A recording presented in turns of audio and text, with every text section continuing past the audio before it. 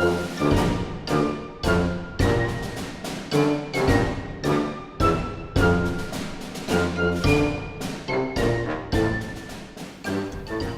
me about, like, unpacking. Okay.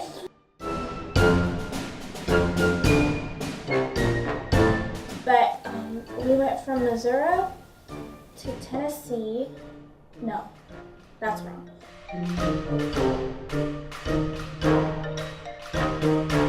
Missouri to Texas, to Bama to Tennessee to Virginia to California.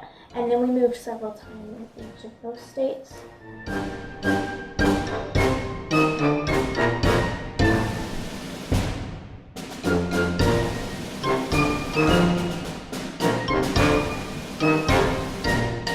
When people ask you where you're from, how do you answer that question? Yeah. So,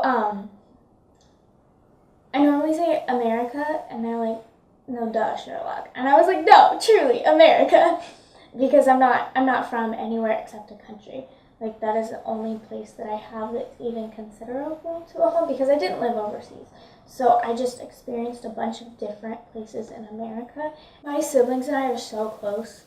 It's so ridiculous. We have a group text, and then we just text every single day. And my little sister, I moved when I was 10, and she just moved when she was 10, because when my mom settled back down in Texas, like, that was the same. So she's able to connect with me in a way that none of the other siblings can, because we have this special, like, my whole world just changed at this very particular age. And there's just a lot of closeness. Like, when you move so often, you and your siblings are the only people that you have. They're your only constants. And so when your friend group is always changing, you just learn that your family is more important than your friends, because at the end of the day, they're the ones moving with you. So having horseback riding, and especially equine therapy, is one of the most effective ways of therapy for kids. And even though it wasn't paid equine therapy, I always joke the horses saved my life, because it was just something so natural that I don't think the military was for me. So how are you able to have still a positive view of the military then with this? Because of people like the Team Egos and the Handbricks and the Trides and these good, strong men who when you get deployed, not your whole battalion goes, which you know, but what people don't know is there are men that are deployed that are at home, and their job is to, like, hold the fort. And so I think it's called back deployment, but I can't remember. And so there were these men who stayed back, and they helped us and our family, and it's still a great community. It was a wonderful place to grow up. I love that I was part of something bigger from the time that I was born.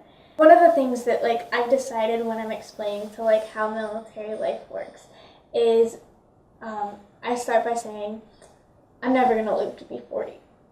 And not that I'm going to die, but I'm just going to stay 39 until I'm, like, 65.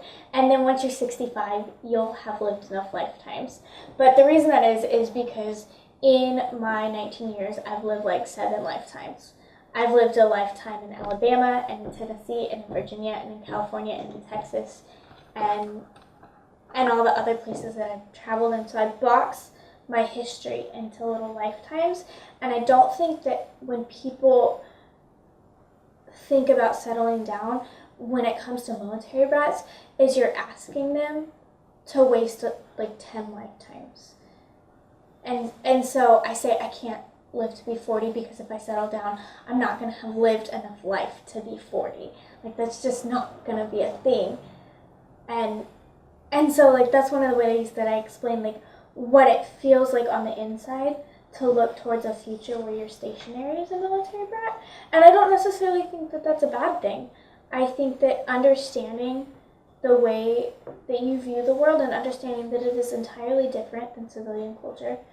Like, you will never see the world the same way as a civilian. And that's not a bad thing. You just have to understand that. That would be my advice to military brats who are, like, coming into college, is realizing that you see the world very differently. And I didn't realize how differently I saw it until I came to college. So one of the things that I'm doing is I'm really passionate about the refugees and and I really want that to be my life work and my life goal. So I'm in the process of putting together an entrepreneurial plan where it's a refugee rehabilitation center where they come to America, and then we teach them how to be essentially an American.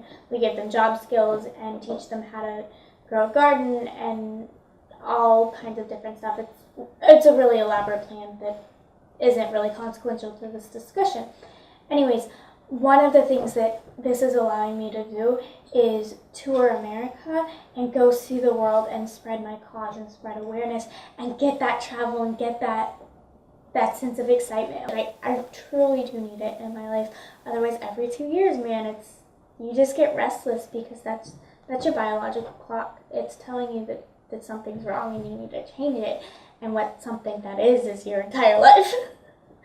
And so I don't know if I'm staying put or if I'm moving around.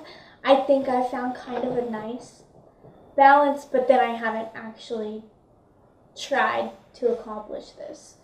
My mom was really good about making places homes, so we didn't have a lot of decorations because who wants to pack all those?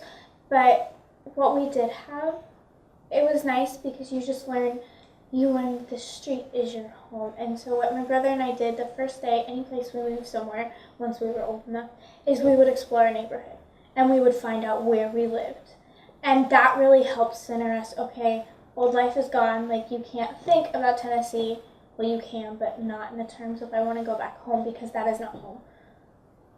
And after that, I just kind of learned not to assume everywhere is going to be the same thing, and not even to assume that there's going to be similarities. Because a lot of the time there is, but sometimes there isn't. And that's okay. Except pigeons. Pigeons are everywhere.